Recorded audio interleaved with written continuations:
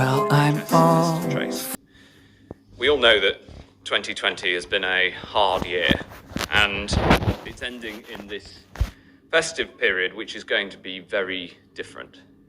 After all the efforts that we've gone through to control this virus, and in many parts of the country, this virus is under control, just as we've got a tiered system in place that was able to control this virus, we've discovered a new, more contagious virus, a variant that is spreading at a dangerous rate. And I know that the vast majority of people watching today and across the country understand what we need to do together to get through this. And so today we're announcing further action within the tiering system, and also some further progress on vaccines and on testing. And I just wanted to say this before I set out the details of what we're going to have to put in place. I know that these actions have consequences. I know how difficult it is, but I also know that it is right to take the action that's necessary to control this virus. Across the country, cases have risen 57% in the last week. The average COVID hospital admissions are 1,909 a day. That's the highest figure since mid-April. There are 18,943 people. COVID hospital admissions are 1,909 a day. That's the highest figure since mid-April. There are 18,943 people in hospital with coronavirus right now. That's almost as many as there were at the peak.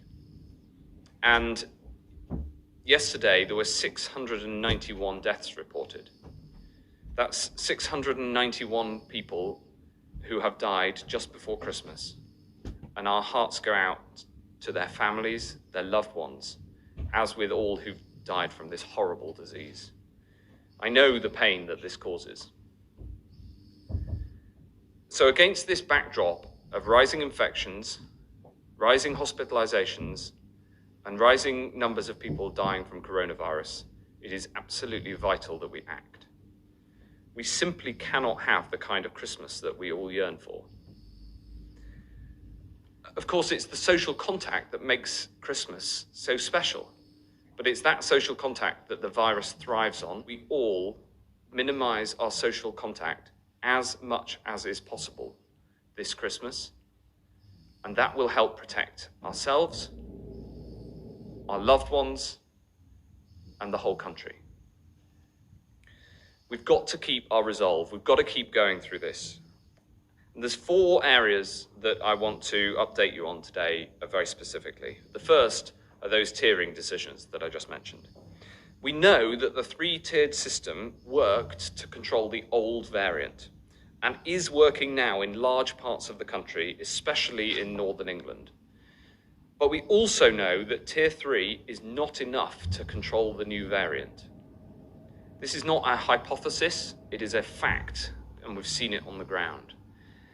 We've seen case rates rise in some of the places close to where the current Tier 4 restrictions are, in places like East Anglia, where we've seen a significant number of the new variant, and we've seen case rates rise sharply. It is therefore necessary to put more of the east and southeast of England into Tier 4.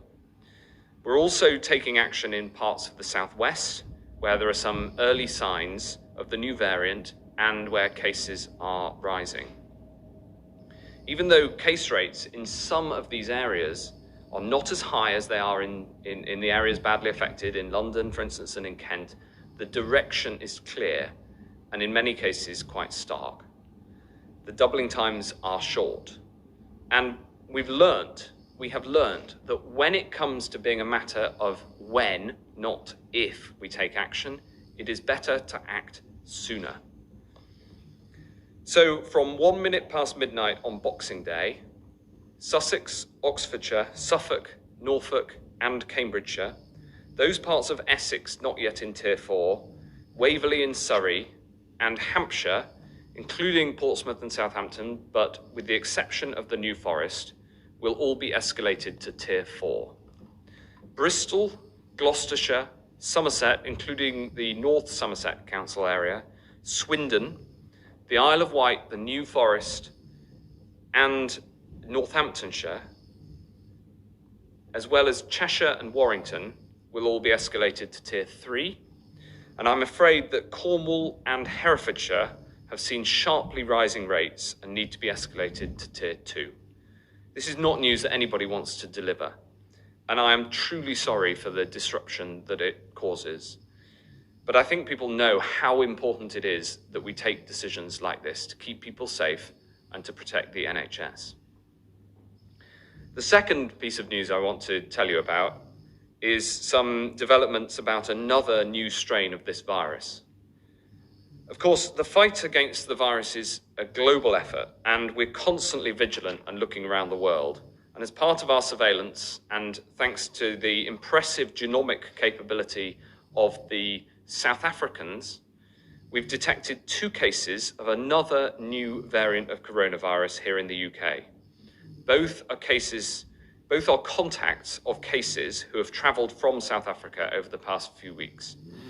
The Chief Scientific Advisor and the Chief Medical Officer and others met their South African counterparts over the last day, and we are incredibly grateful to the South African government for the rigour of their science and the openness and the transparency with which they have rightly acted, as we did when we discovered a new variant here. This new variant is highly concerning because it is yet more transmissible, and it appears to have mutated further than the new variant that's been discovered in the UK. We've taken the following action. First, we are quarantining cases and close contacts of cases found here in the UK. Second, we're placing immediate restrictions on travel from South Africa. And finally, and most importantly, anyone in the UK who has been in South Africa in the past fortnight, and anyone who is a close contact of someone who's been in South Africa in the last fortnight, must quarantine immediately. By quarantine, I mean they must restrict all contact with any other person whatsoever. We'll be changing the law to give this legal effect imminently. Now, these measures are temporary while we investigate further this new strain, which is shortly to be analysed at Porton Down. And I want to thank everyone involved for the seriousness with which I know that they will take these new instructions. I'd like now to move on to some more positive developments. The third thing I wanted to talk about is an update on testing. As you know, we continue rapidly to expand the testing capability here in the UK. We're expanding community testing yet further in areas where the rate of infection is highest, so we can identify people, and especially identify the around 1 in 3 people who carry the virus without displaying any symptoms at all. 116 local areas have now signed up for this community testing, and we're in discussion with more. And these rapid turnaround tests are proving to be extremely effective at finding cases where we otherwise wouldn't. And I'm today publishing an assessment of the Liverpool community testing project, which shows how effective this can be. I'd urge anyone who has the opportunity to take part to protect their local area. And at the same time, we're boosting rapid testing in care homes with a further £149 million to some tests a week, in addition to their weekly PCR tests. Finally, amid all of this difficulty, the great hope for 2021 is, of course, the vaccine. The vaccine is our route out of all this. And however tough this Christmas and this winter is going to be, we know that the transforming force of science is helping to find a way through. I'm delighted to be able to tell you that the Oxford AstraZeneca vaccine, developed here in the UK, has submitted its full data package to the MHRA for approval. This is the next step towards a decision on the deployment of the vaccine, which is already being manufactured, including here in the UK. We are, of course, continuing to deploy the Pfizer-BioNTech vaccine, which is being delivered now from over 500 sites all across the UK, and we're adding more all of the time and accelerating the rollout. I'm also delighted to be able to announce that we have begun vaccination in care homes. We know that people who live in care homes are amongst the most vulnerable to this disease, and I'm delighted that we're able to do this. Again, it's another enormous logistical challenge, and I'm very, very grateful to colleagues in the NHS and in the social care sector who've worked together so hard to make this happen. This afternoon, it gives me great joy to tell you that the Chelsea pensioners will be vaccinated, along with care home residents right across the country. I think we all need a bit of good news. And the reality is this vaccine program is the way we're going to get through this, because every time somebody's vaccinated, our country becomes a little bit safer, they become a little bit safer, and we get a little bit closer to the life that we all want to get back to. I sincerely hope that this is my last press conference before Christmas. And I want to just take a moment, firstly to thank you and everybody watching for all that you have done and the sacrifices that you've made. And I also want to thank my whole team who've done so much, including those here, Susan and Jenny, but including the huge team in the NHS, in the department, right across the board. As a country, we've been faced with these enormous challenges, and it's been very tough. But I especially want to thank those who helped this country to become the first in the world to roll out a clinically approved vaccine.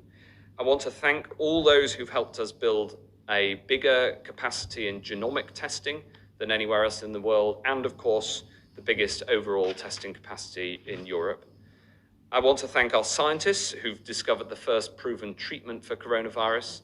And I want to thank everybody working in the NHS and in social care for the work that they've done this year, and also for the work that's going to carry on this winter. And especially to colleagues who are working over Christmas, which of course is so important in the NHS and in social care. Look, I know how hard 2020 has been for everybody. And after delivering some really difficult news, if I may, I want to end on a reflection of where we are as a country. This Christmas and the start of 2021 is going to be tough. The new variant makes everything much harder because it spreads so much faster. But we mustn't give up now. We know that we can control this virus. We know we can get through this together. We're going to get through it by suppressing the virus until a vaccine can make us safe. That's been our strategy, and that's what we must do. We're not going to give up now, especially after so much sacrifice. And I know that some of these decisions are tough, but I believe in that everybody making the right decisions, and I believe that everybody will do what is needed to keep themselves and others safe, especially this Christmas. And I know from the bottom of my heart that there are brighter skies ahead. And I'm now going to hand over to Jenny to give us an update on the data, especially on the impact of this new variant. Jenny. Thank you, Secretary of State. First slide, please. So I'm just going to talk through about half a dozen slides which highlight in graphical array the comments which Secretary of State has just outlined. And as usual, the darker colours on the maps indicate higher 7 days. This is the last full week case rates up to the 17th of December. They've continued to rise at a very rapid pace. This is particularly in London, the southeast, the east of England, and in Wales. And you can see that with the dark colours there, which equate to more than 400 cases per 100,000 resident population. One of the most important things, though, is not just how many cases there are, but the rate of change. And if we look to the right-hand side, you can see that the darker pink and the purple is where those changes are really starting to move more rapidly. So as expected, it perhaps doesn't show up quite as well on the slide here, but as expected, again, particularly in London, the southeast, east of England and Wales. But you can also see that the colour is starting to change through the bordering areas, particularly into Suffolk, Cambridgeshire and Norfolk, and then treading down to the southwest. Next slide, please. What we can see here is 3 lines which are representing those areas which are currently Tier 4 areas, so places like London, and that's the dark black line. And you can see that since September, there has been a rise, and then in November when the restrictions came in, and we had, if you like, the original COVID, you can see that starts to decline, but then fairly soon afterwards, and particularly at the start of this month, you can see an extraordinarily rapid rise in cases moving upwards. The dotted line, the purple dotted line, are those areas which are now moving into Tier 4. And you can see the same shape of curve here. What we're trying to do is identify where that rapid increase is coming, which is most likely due to the new variant. And you can see that it's a parallel line to the areas where we currently know have very high proportions of new variant in the cases detected. What's equally important, I think, is to look at the green dotted line, and these are areas in the rest of England. Obviously, a month previously, we've tended to see very dark colours at the north, northwest, northeast, and what you can see there is the rise during September, October, the November restrictions coming in, and quite a significant drop in that dotted green line. So against our old version of COVID, if you like, the restrictions had effect, and what we're dealing with now is almost two different patterns, one for the new variant and one for the old. Next slide, please. And here, this is clearer, I think, in this one. So these are cases identified, the proportion of cases which are positive for COVID-19 from November and then running in through to the middle of December. The dark purple line is cases which are new variant compatible, and the green line are the cases. So in some ways, this is reflecting the green and purple lines on the original map.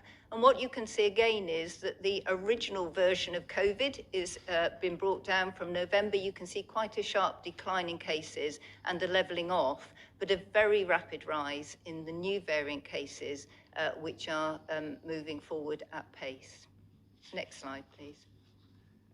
And again, if we just look at the 3 most affected areas, you can see this very starkly. The green line again is other cases. You can see that they've dipped from November. The national restrictions at that time brought them down. There is some rise now, but the real sharp increase, which is what we're dealing with, is the new variant compatible cases. And obviously these are the most affected areas. In other parts of England, we're starting now to see a mixed picture where the other cases, the original COVID cases, have come down, have flattened, but we're starting to see rises. And what we're looking out for is that very sharp incline in the rate of change. Next slide, please. And of course, unfortunately, this then translates through to occupied beds with patients who are COVID positive. And you can see here that the number of patients in hospital came right down over the summer period. It was rising steadily. The November restrictions have dropped that, but now it's starting to rise very sharply, almost certainly with predominantly new variant cases. And so we're now very close to the spring peak in terms of the numbers of patients in hospital. Next slide, please. And again, this is just looking in London and looking at COVID-positive occupied beds, again, heading very much towards the spring peak. You can see the flattening off in the middle of November, but now steadily increasing upwards and causing a lot of pressure. Mostly, obviously, we're trying to treat COVID patients, but every time a bed is occupied by a COVID patient, of course, we need to think through of the impact in others seeking hospital treatment. Thank you. Thank you very much. We now go to questions, firstly from the public and then from the media. The first question is a video. Tim from Huddleston. Good afternoon. I am one of the UK residents that finds themselves trapped abroad after being given little to no notice to return home. I now find myself stuck in Germany until next year. What is being done to help UK residents like myself? Thank you. Thank you, Tim. Well, I can understand the frustration that you feel and others who are caught abroad by the measures that have been brought in to restrict travel from the UK. Now, obviously, we as the UK government want to see you able to come home. and we're having discussions with other governments right around the world to ensure that that travel can safely happen. So, for instance, you will have seen that there was an agreement reached with the French government, and also the European Union said that the travel should continue, but they want it to continue, understandably, in a safe way. The problem with this new variant is that we are trying to restrict it from moving outside the areas where it is now at large, which, as you can see from the maps, is broadly at the southeast and the east of England, including London. So the short answer is we're working with our international colleagues to try to get you home, Tim, you and others who are caught abroad by this. It's difficult, and we'll do everything we can to get you back. The next question is from Katrin from Southwest London, also by video. Good afternoon and happy Christmas. Given the new variation of COVID-19, will you consider a move to online learning for schools for a longer period than the 5 days currently planned at the beginning of January term? Also, will you consider rolling out the vaccine for vulnerable teachers who are putting our lives on the line to keep schools open during the pandemic? Thank you. Thank you, Katrin, and happy Christmas to you. As you know, we've put in place a new plan for the new year to ensure that there's testing in secondary schools to keep students safe, but also to keep teachers safe. When it comes to the vaccine, just before I hand over to Jenny Harries to comment, what I'd say is that we follow strict clinical advice in terms of the order in which people get vaccinated. So if people are clinically vulnerable, whether they're teachers or not, they will get early access to the vaccine. And I think following that clinical order of priority is very important, because that's the best way to protect life. It's also the best way for us all to get through to the other side of this, because once those who are clinically vulnerable are better protected, then it will get easier for all of us. Jenny. Thank you, Secretary of State. I'm sensing from the question that, Katrin, you might be a teacher, so it's a good opportunity to say thank you to all the teachers who I know have been working really hard, because the public health implications of children being out of school are not just now, but they are for their lives. So it's a really important environment.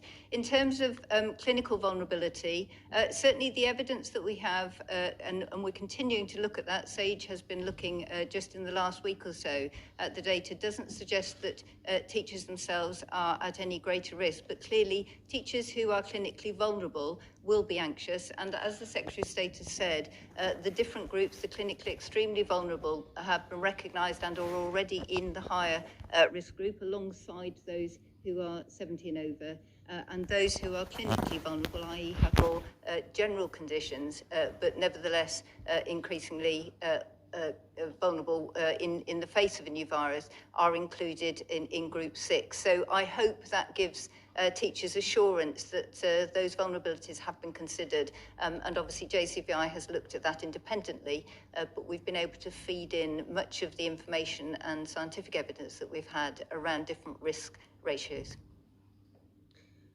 Thanks very much. Thank you, Katrin. Next question is from Leila Natu at the BBC. Leila.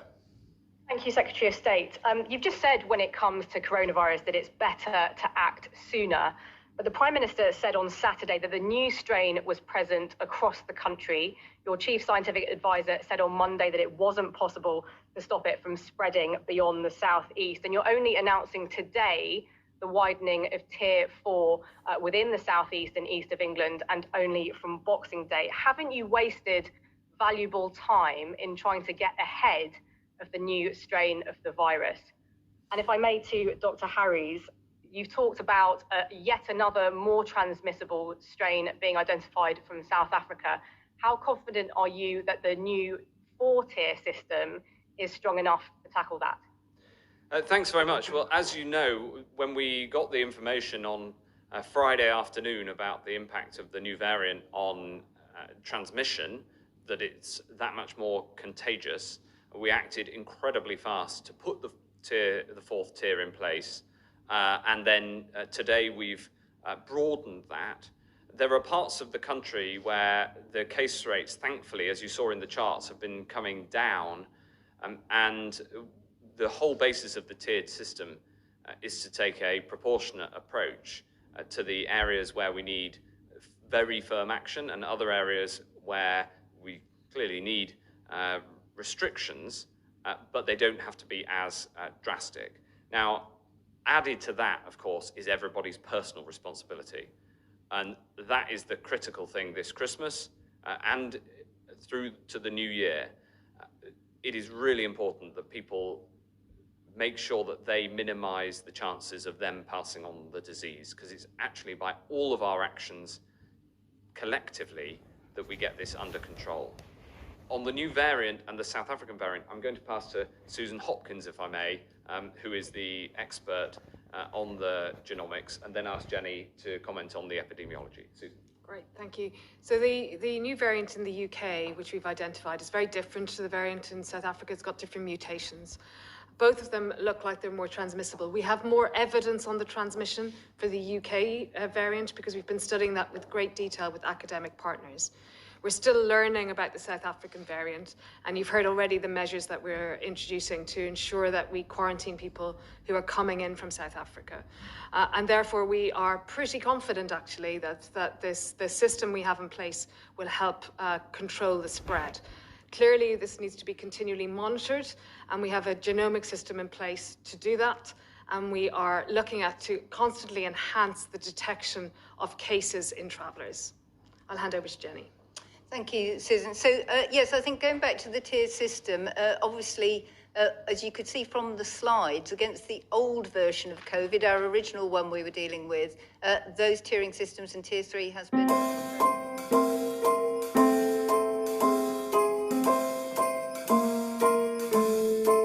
Well, I'm all for Christmas.